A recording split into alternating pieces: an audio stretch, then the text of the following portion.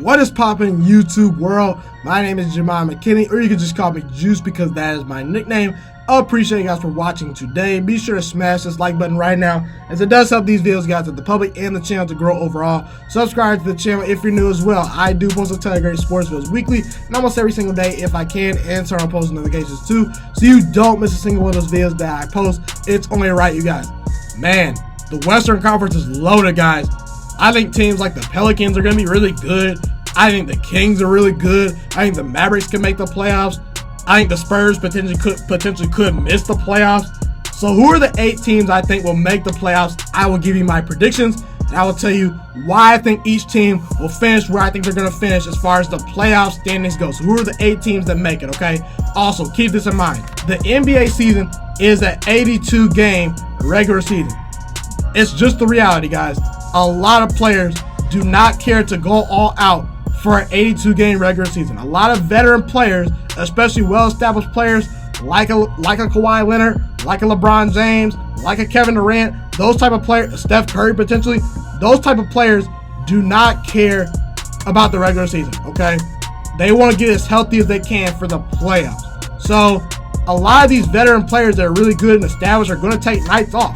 So as far as the regular season goes, they may not win as many games, but come playoff time, I do think teams like the Clippers and Lakers and teams like that are a little bit more of a veteran team will be a lot better, okay? But this is just the NBA standings right now as far as the regular season goes, in my opinion. These are my predictions, okay? The 8th seed to me this year will be the San Antonio Spurs. Listen, guys, this is a team that last year pretty much did not have their starting point guard, DeJounte Murray, for pretty much the whole season. He only played a grand total of 3 games last year, and they still made the playoffs last year. And Lonnie Walker, also a very good young player who they drafted, was also a player that didn't play a whole lot of games, okay?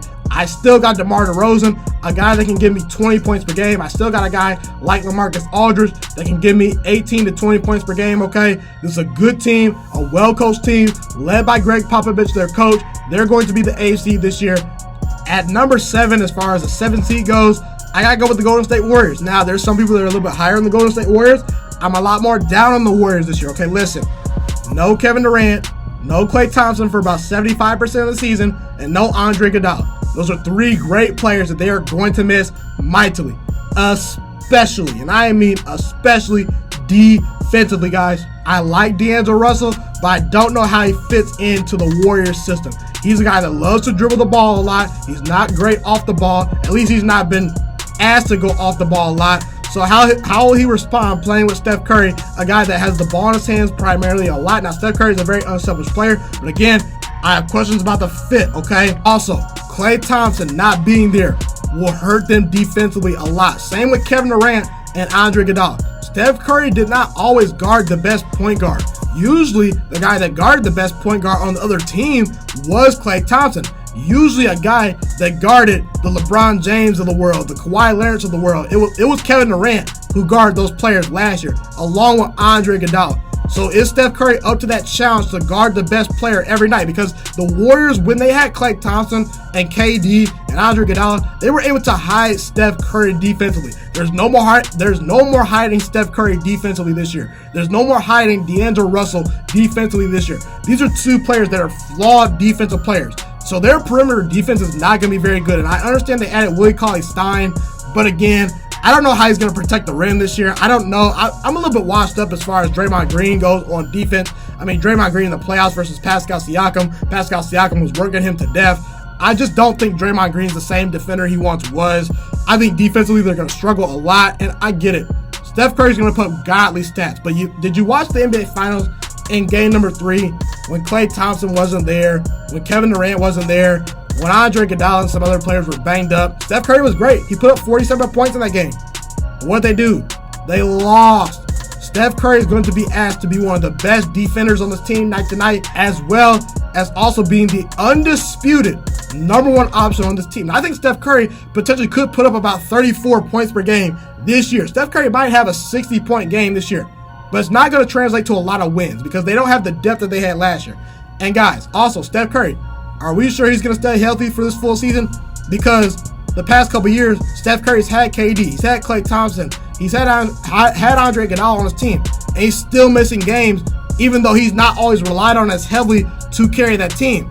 Last year, missed 13 games. In 2017, missed 31 games. So I have questions about the Warriors, but they're too good for me to pass up to say that they're not a playoff team this year. As far as the Clippers and Lakers go, I think the Los Angeles Lakers will be the 6th seed. I think the Clippers will be the 5th seed for a couple reasons. Like I said in the beginning, both of these teams have players that do not care about the regular season. Kawhi Leonard does not play back-to-back games.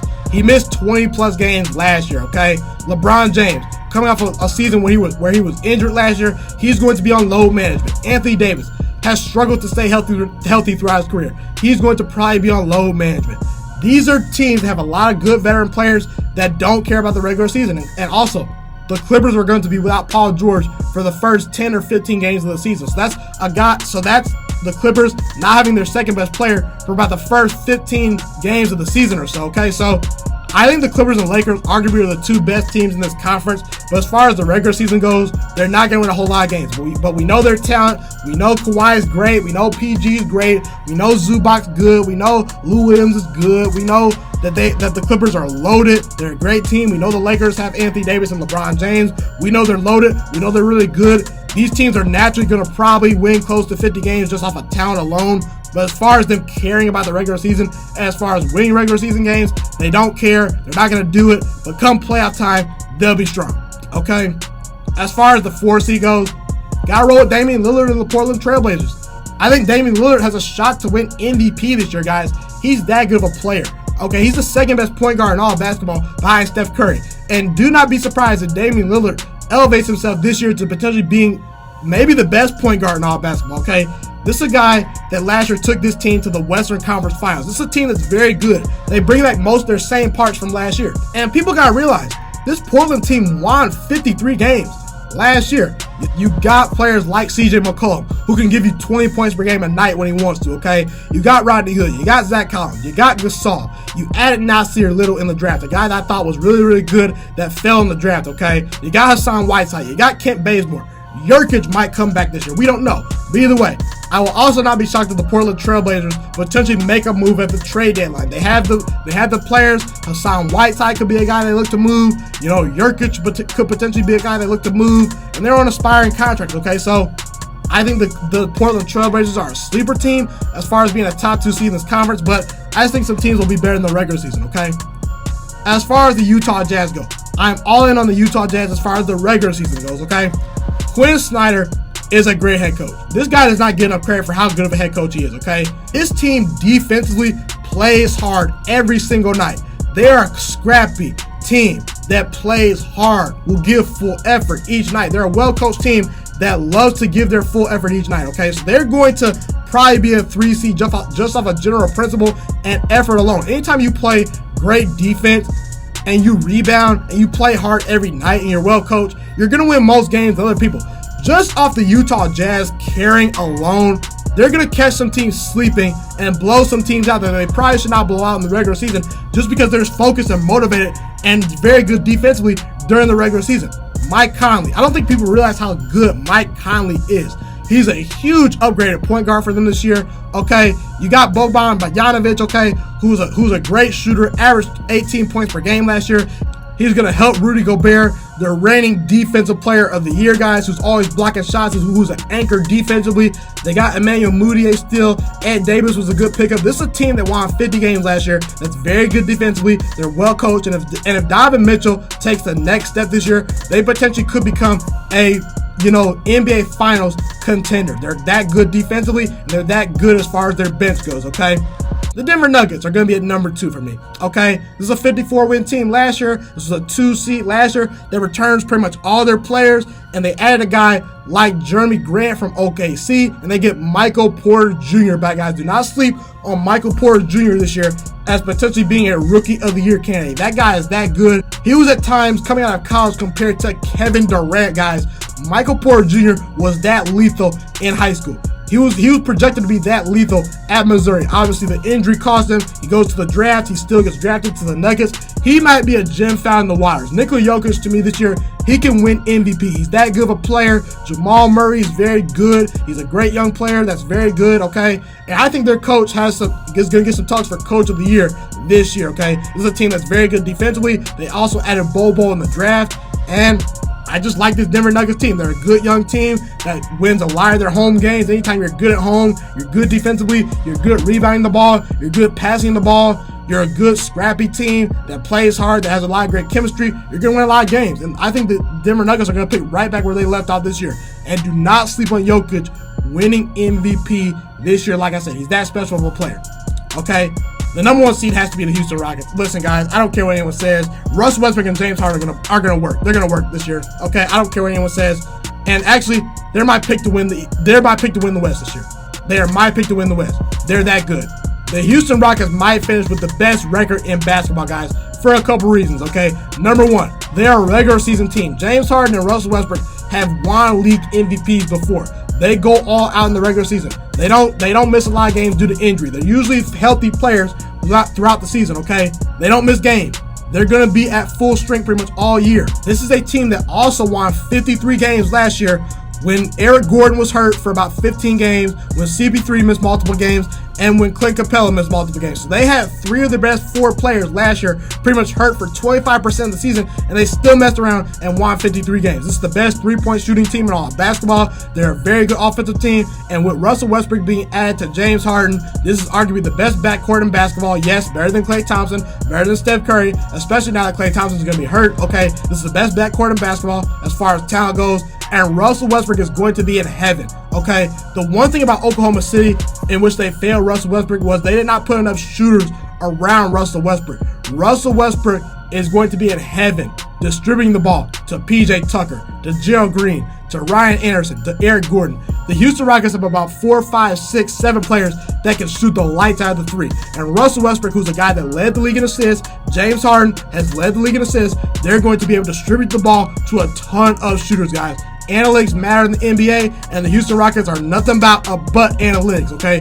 They're going to finish with a lot of three-pointers this year. They're going to have the best offense in all of basketball. And I think that James Harden and Russell Westbrook are going to be motivated. They're a really deep team. They don't have a lot of figuring out to do this year, in my opinion, just because Russell Westbrook and James Harden have played together before. And I think the Houston Rockets win the West this year. Yes, they're going to go to the NBA Finals this year. They're going to have the best offensive basketball. They are a team that's about 10 players deep. They have the depth. They're good enough defensively.